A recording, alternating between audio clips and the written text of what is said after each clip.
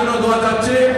আমি ব্যক্তিগতভাবে বিএনপির ভারপ্রাপ্ত চেয়ারম্যান তারেক রহমানের জন্য দোয়া চাচ্ছি।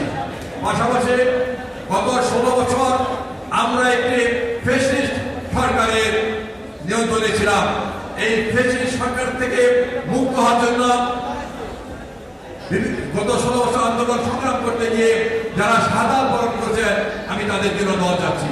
সর্বোপরি গত বছর জুলাই আগস্টে বৈষম্যের বিরুদ্ধে আন্দোলন করতে গিয়ে যে সকল ছাত্র যুবক ভাইরা শাহাদাত বরণ করেছেন, যাদের রক্তের বিনিময়ে আমরা একটি নূতন পরিবেশ পেয়েছি, এই মসজিদে আসার সুযোগ পেয়েছি, সারা বাংলাদেশে মানুষ মুক্তি লাভ করেছে, সারা বাংলাদেশে আলেম সমাজ মুক্তি লাভ করেছে, সেই যাদের রক্তের বিনিময়ে সেই শহীদ ভাইদের রুহের মাগফিরাত কামনা করছি।